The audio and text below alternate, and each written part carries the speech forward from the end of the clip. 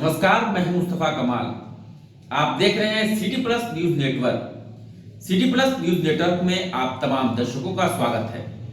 अब चलते हैं खबरों की ओर।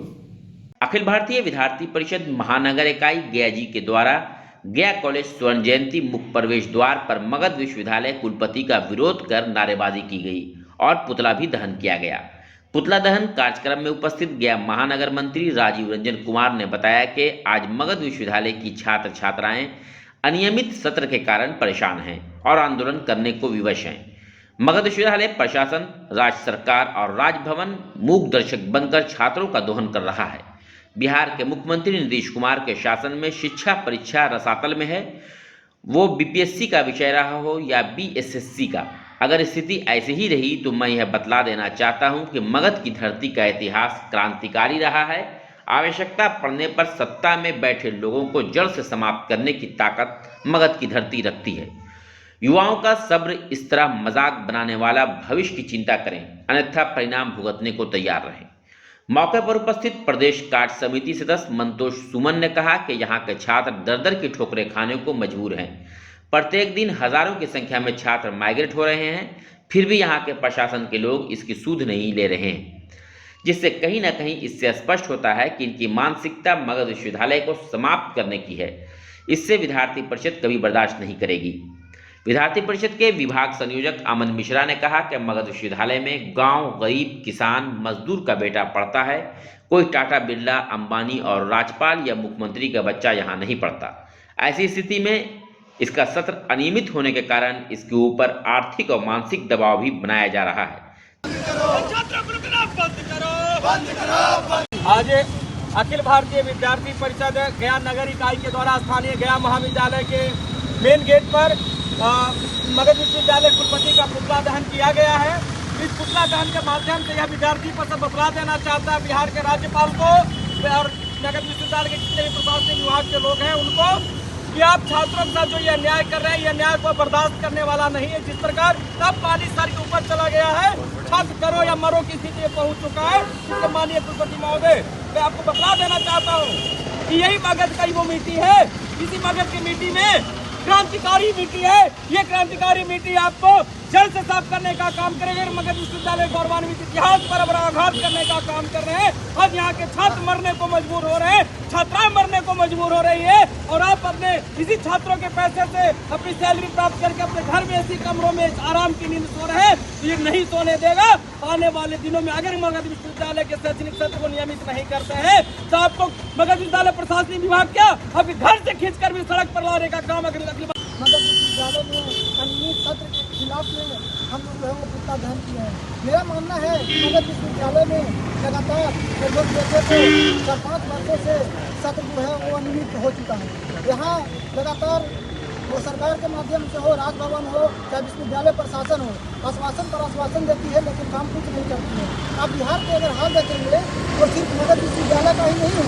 यहाँ पे मेरा अभी हाल ही में बीएसएससी का परीक्षा जब हुआ तो उसका क्वेश्चन पेपर लीक हो गया। तो मेरा मानना है कि बिहार में शिक्षा और परीक्षा दोनों जो है वो खाई में चला गया है। तो मेरा सरकार से, राजभवन से अभिलंब मांग है कि बिहार में परीक्षा की व्यवस्था को सुदृढ़ किया जाए, शिक्षा की व्यवस्था को सुदृढ़ किया जाए और नहीं तो हम लोग सरकार को और विश्वविद्यालय प्रशासन को, राजभवन को चैन से नहीं रहने देंगे। राजीव रंजन कुमार, नगर मंत्री गया। बिहार के गया में लगभग 3 साल के बाद बोधगया के कालचक्र मैदान में बौद्ध के धर्मगुरु दलाई लामा का 3 दिवसीय टीचिंग समारोह संपन्न हो गया। टीचिंग में देश विदेश के लगभग 70 से 80 हजार देशी विदेशी श्रद्धालु बोधगया पहुंचे थे, जहां कालचक्र मैदान में दलाई लामा का टीचिंग सुना। देश विदेश से आए श्रद्धालुओं ने बताया कि दलाई लामा का टीचिंग सुनने के लिए हम लोग यहाँ पहुँचे हैं और 3 दिनों तक टीचिंग सुना, जिसके बाद हम लोग धन्य हो गए। दलाई लामा बहुत बड़े धर्मगुरु हैं। लेकर हम लोग जब जब दलाई लामा बोधगया पहुँचते हैं तो हम लोग दलाई लामा जी का टीचिंग सुनने के लिए बोधगया आते हैं। क्या कुछ कहा देश विदेश से पहुंचे श्रद्धालुओं ने, आप भी सुनिए उन्हीं की जुबानी। Maybe more.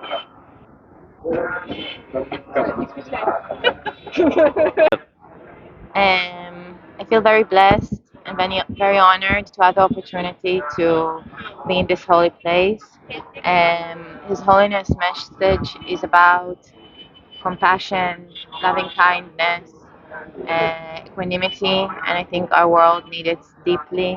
And I wish all sentient beings to be happy and to end their suffer, and that we will have great peace in the world.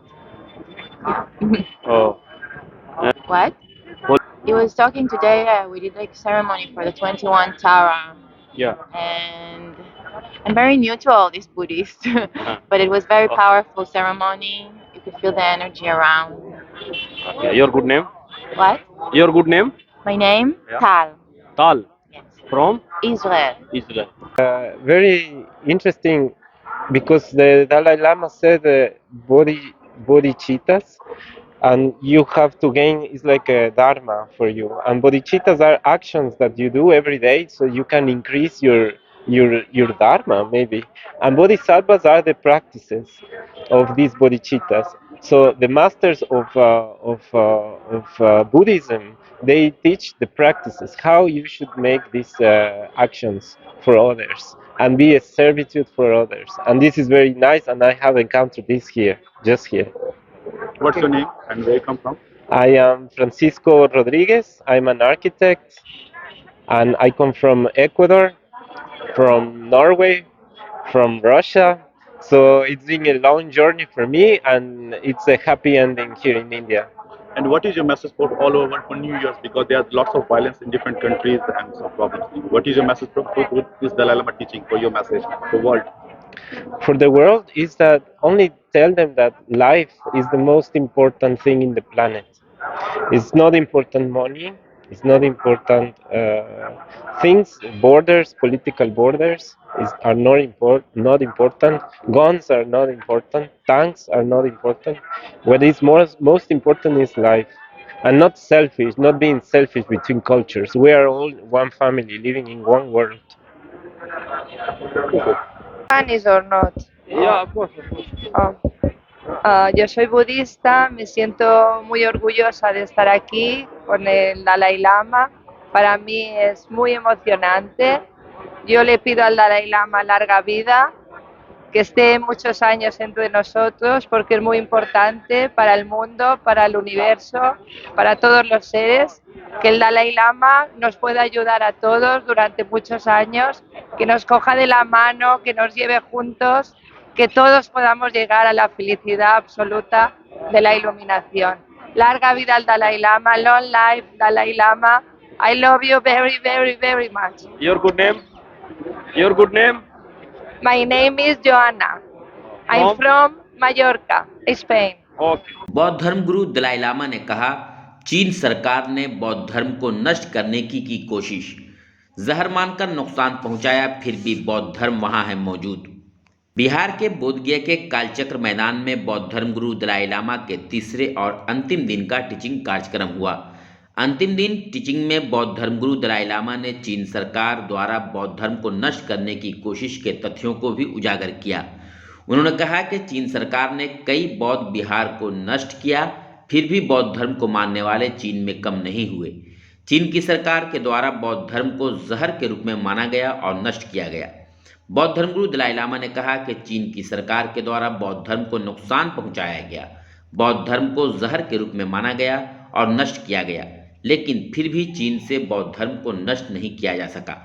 आज भी चीन में बौद्ध धर्म मानने वाले काफ़ी संख्या में हैं।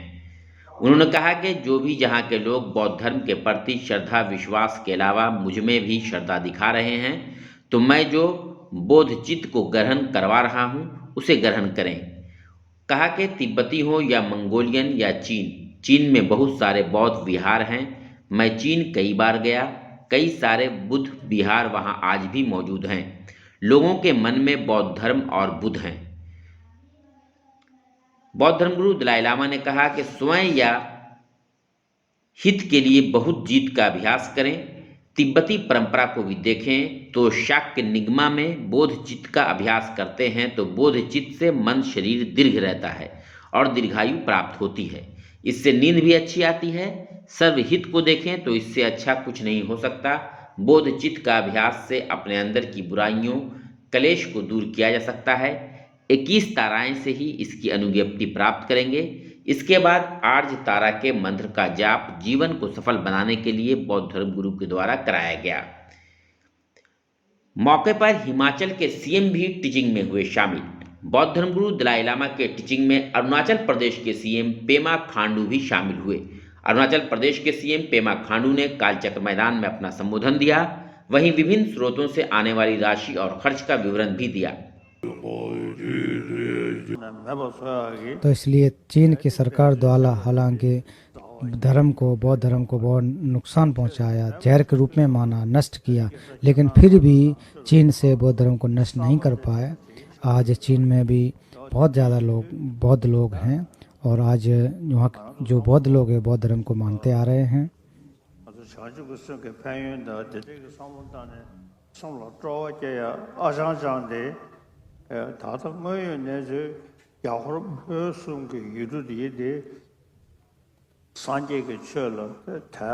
तो इसलिए जो भी जहाँ के भी लोग हों वो बौद्ध धर्म के प्रति विश्वास रखते हैं, श्रद्धा रखते हैं। और इसके अलावा मुझ में भी आप सभी लोगों की श्रद्धा है, विश्वास है। तो ऐसी जब श्रद्धा युक्त आप श्रद्धालु लोग हैं तो मैं जो कहूँ बोधचित्त का उसको आप ग्रहण करें, चाहे तिब्बती लोग हों या मंगोलियन लोग हों, विश्व के चीन के लोग भी हों, क्योंकि चीन में देखें तो उसमें बहुत सारे बुद्ध विहार हैं। तो एक बार मैं वहाँ पर चीन में मैं कई बार गया हूँ, तो वहाँ पर बहुत सारे बुद्ध विहार हैं और लोगों के मन में जो कि बुद्ध के प्रति, बौद्ध धर्म के प्रति लगाव है बहुत ज़्यादा है। गया के नए एसएसपी बने आशीष भारती। एसएसपी हरप्रीत कौर को बनाया गया विशेष शाखा का डीआईजी। मगध प्रमंडल के आयुक्त बने संजय। बिहार में एक साथ आईपीएस अफसरों का तबादला कर दिया गया, जिसमें गया के एसएसपी रही हरप्रीत कौर को विशेष शाखा में डीआईजी बनाया गया, जबकि गया के एसएसपी आशीष भारती को यहां का एसएसपी बनाया गया। सिटी प्लस न्यूज नेटवर्क में आप बने रहिए। हम